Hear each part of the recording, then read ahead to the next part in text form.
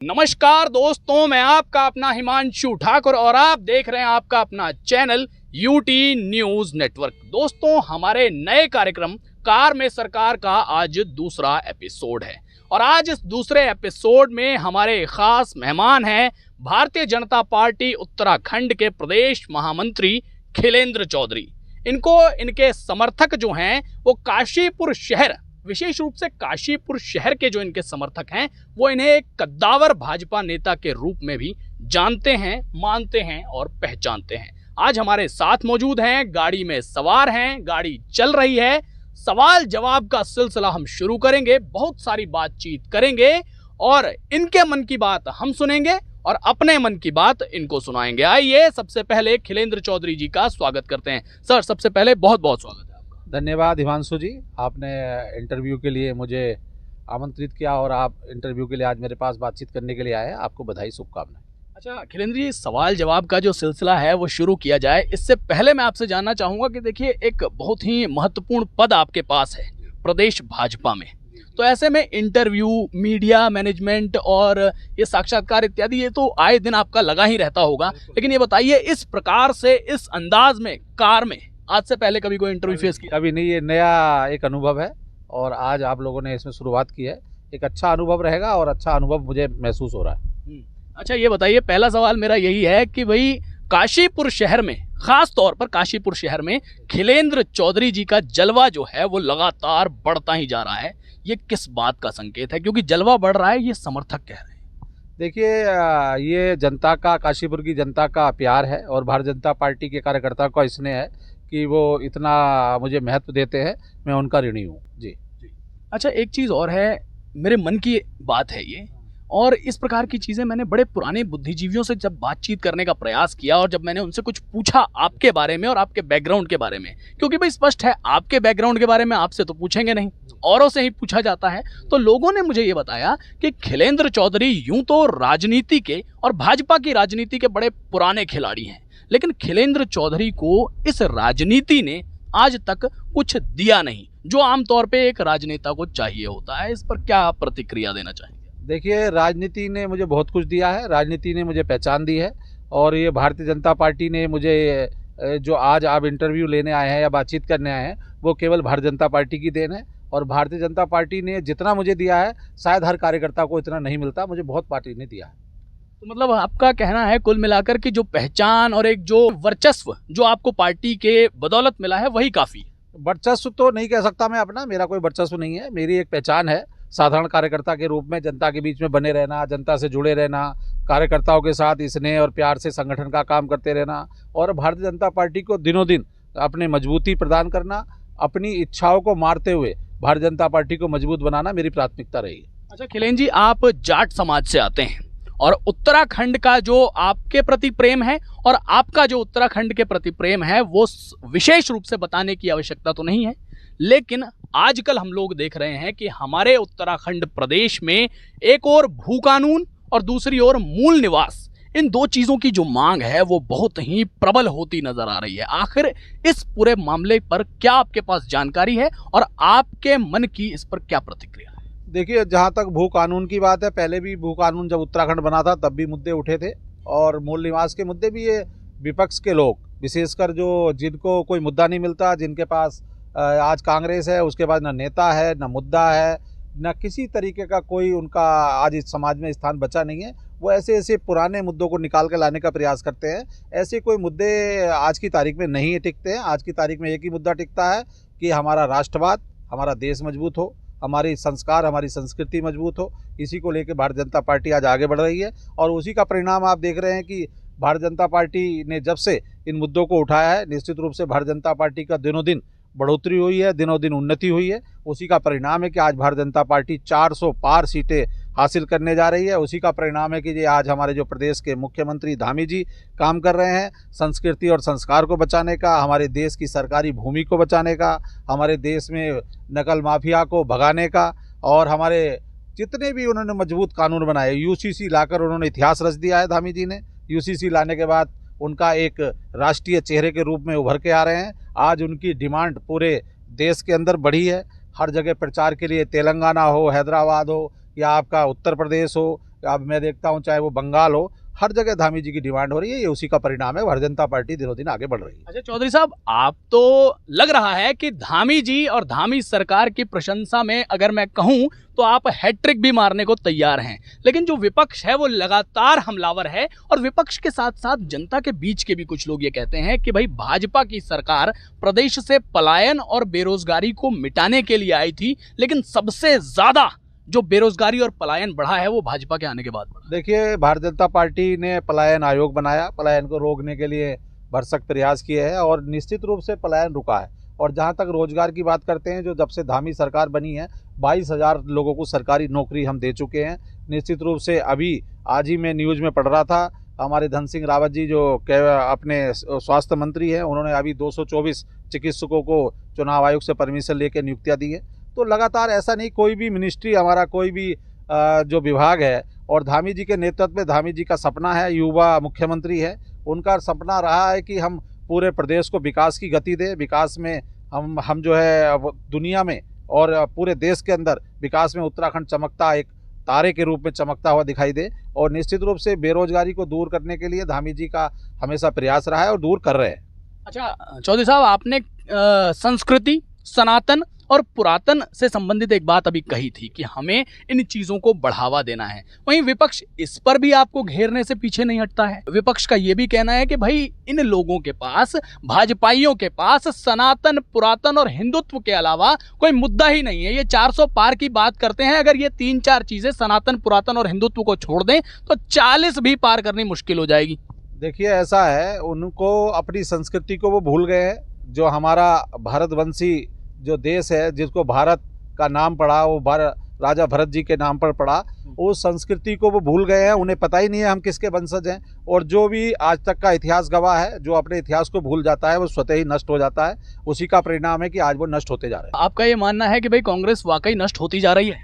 स्वयं आप देख रहे होंगे कि जिस तरीके से कांग्रेस का अंत हो रहा है, कांग्रेस आज जो है, हम 400 पार की बात कर रहे हैं, वो 40 भी पार नहीं कर पाएंगे। और कांग्रेस और भाजपा दोनों का ही विकल्प बनकर के आम आदमी पार्टी निकली थी, लेकिन अभी आम आदमी पार्टी कहीं ना कहीं डगमगा गई है। आपको लगता है कि कहीं से कहीं तक भी इस बात को सुनना, समझना और इस पर ध्यान देना जरूरी है कि वाकई आम आदमी पार्टी कोई विकल्प के रूप में आ सकती है? देखिए, आम आदमी पार्टी कभी भी भारतीय जनता पार्टी का विकल्प नहीं बन सकती और भारतीय जनता पार्टी का कोई विकल्प नहीं है। भारतीय जनता पार्टी ऐसी पार्टी है जिसको आज पूरे देश और दुनिया में ईमानदारी के लिए जाना जाता है, जिसका डंका आज पूरी दुनिया में बज रहा है, जिससे आपको एहसास हो रहा होगा कि जब से प्रधानमंत्री नरेंद्र मोदी जी बने हैं, तब से भारत की क्या जो सोच थी, भारत के प्रति जो विदेशी जो हमारी सोच थी विदेशों के अंदर, वो आज बदली है। भारत एक मजबूत राष्ट्र के रूप में उभर रहा है। और जहां तक आम आदमी पार्टी की बात है, वो तो भ्रष्टाचार में डूब गई है और भ्रष्टाचार के कारण खत्म हो जाएगी।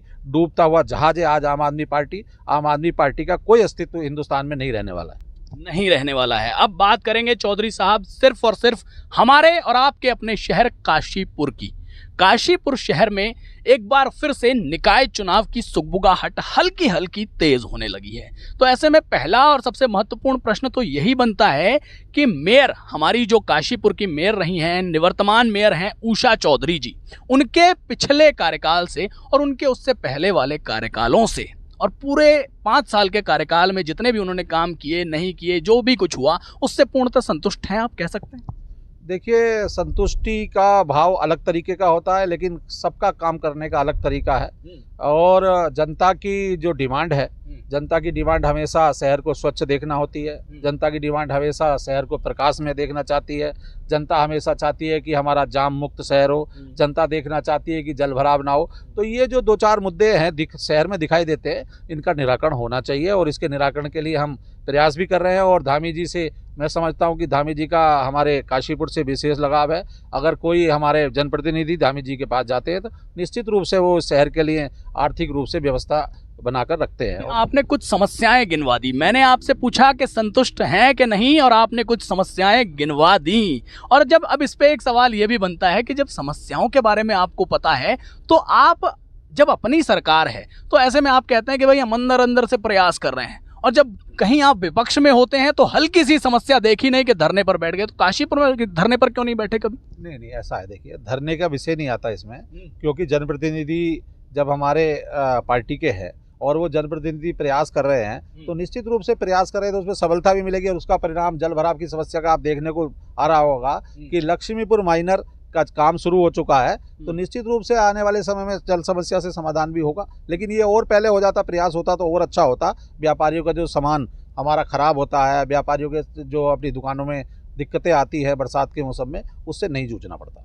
काशीपुर शहर को फिलहाल अभी की दशा और दिशा देखते हुए खिलेंद्र चौधरी जी एक विकासशील शहर के तौर पे देखते हैं, विकसित शहर के तौर पे देखते हैं, या फिर ठीक उसी प्रकार जैसे विपक्ष कहता है और तमाम नेता कहते हैं कि भाई काशीपुर एक छोटा सा कस्बा है, किस तौर पर देखते हैं फिलहाल? देखिए, काशीपुर पहले से ही कुमाऊं का एक ऐतिहासिक शहर रहा है और कुमाऊं का एक औद्योगिक नगरी रही है, क्योंकि काशीपुर में जितने उद्योग थे शायद कुमाऊं में कहीं नहीं थे और लोग काशीपुर में बसना चाहते थे, काशीपुर में रहना चाहते थे।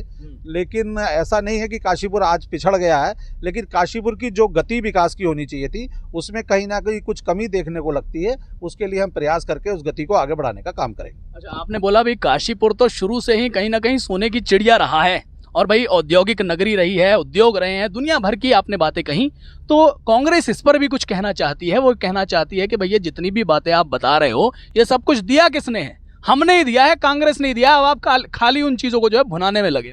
देखिए, शहर कांग्रेस ने नहीं दिया, शहर में विकास कांग्रेस ने दिया, ये कहा। ऐसा नहीं, विकास जो है हमारे बीजेपी की सरकार में भी हुए हैं और आज आप देखते होंगे कि IIM लाने का काम हमारे काशीपुर के लोगों ने किया, काशीपुर के भारतीय जनता पार्टी के जनप्रतिनिधियों ने किया और उसी का परिणाम है IIM काशीपुर में आया है।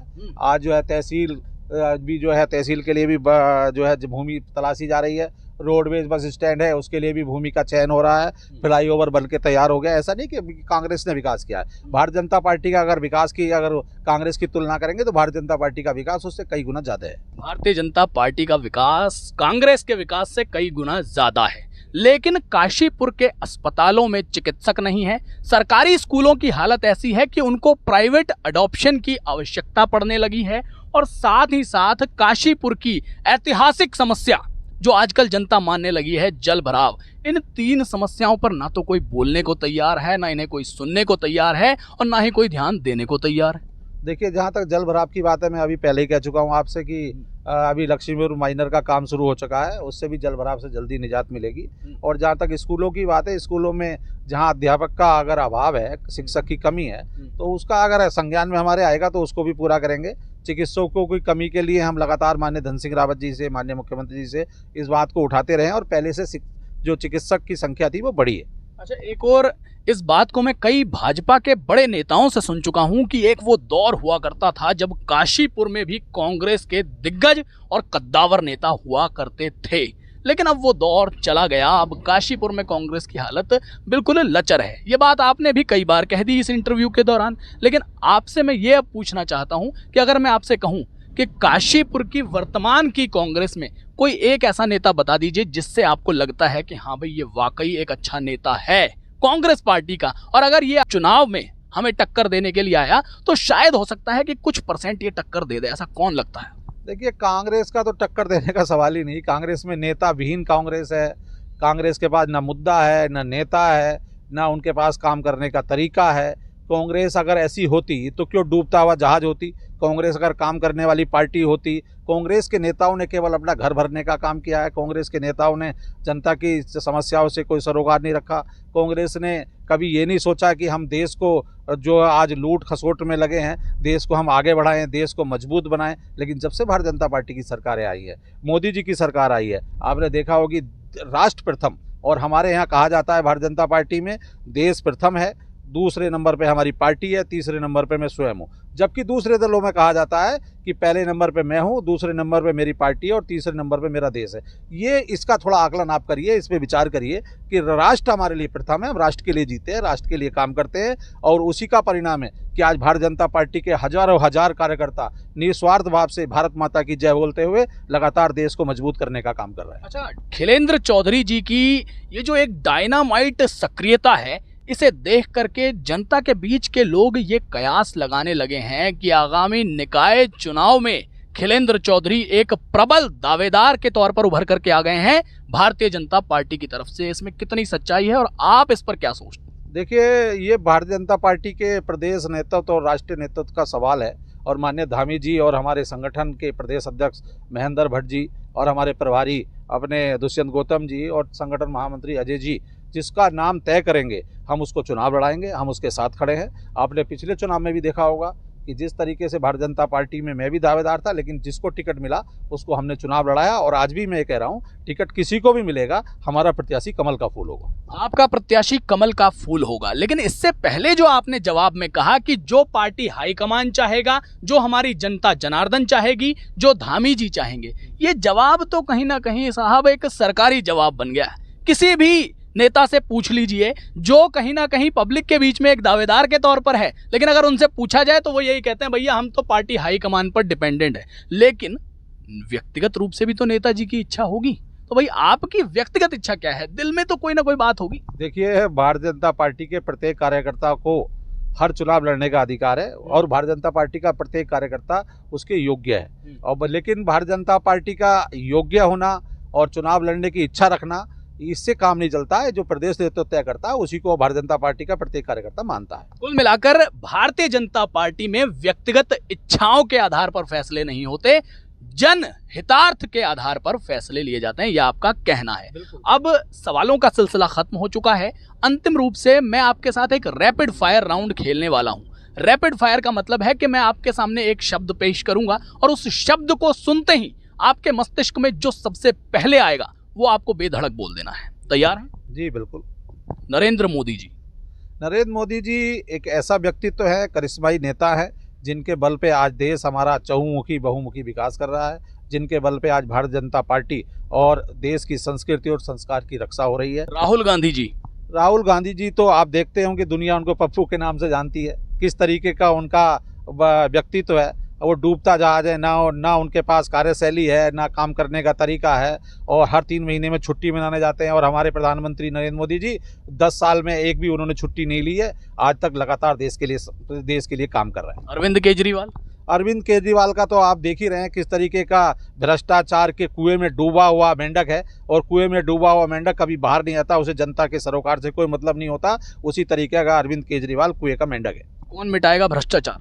भारतीय जनता पार्टी भ्रष्टाचार मुक्त शासन देने की बात कर रही है और दे भी रही है। जहां जहां भारतीय जनता पार्टी की सरकारें रही हैं, आज देश में 10 साल हो गए हैं, नरेंद्र मोदी जी और भारतीय जनता पार्टी की सरकार पे एक भी जो के चने के दाने के बराबर भ्रष्टाचार का आरोप नहीं है और न कभी होगा। कांग्रेस पार्टी तो देखते हैं 1,78,000 करोड़ का घोटाला, कोयला घोटाला, 2G स्पेक्ट्रम घोटाला, कितने घोटाले, दसियों हजार करोड़ रुपए के घोटाले उन्होंने किए हैं, लेकिन भारतीय जनता पार्टी का एक भी घोटाला आपको देखने को नहीं मिला होगा। चलिए, बहुत धन्यवाद। तो साथियों, आपने सुना भारतीय जनता पार्टी के प्रदेश महामंत्री और कद्दावर नेता खिलेंद्र चौधरी जी के वक्तव्यों को।